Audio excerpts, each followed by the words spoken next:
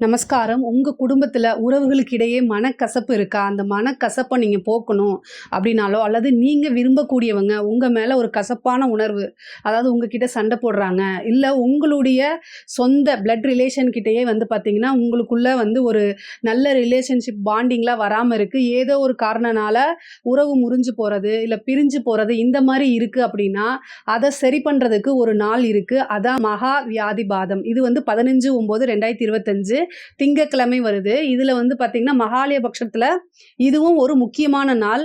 பொதுவாவே 27 யோகங்கள் இருக்கு. அந்த 27 யோகங்கள்ல வந்து வியாதிபாத யோகம் அப்படிங்கிறது ஒரு யோகமாக இருக்குது. இது மகாலய பட்சத்துல வரதுனால இது ஒரு சிறப்பான நாளு.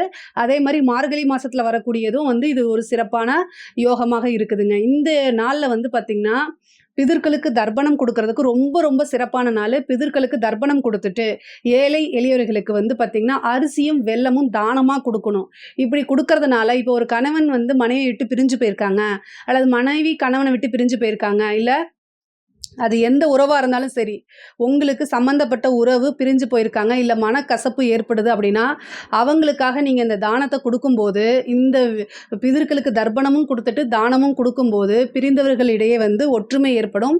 மீண்டும் வந்து சேருவாங்க. அது இல்லாம அந்த உறவுகளிடையே கசப்பான விஷயங்கள்லாம் மாறி ரொம்ப மகிழ்ச்சியாவும், ஒற்றுமையோடும் இருப்பாங்க. குடும்பத்தில நல்ல சுபிக்ஷமும் வரும்.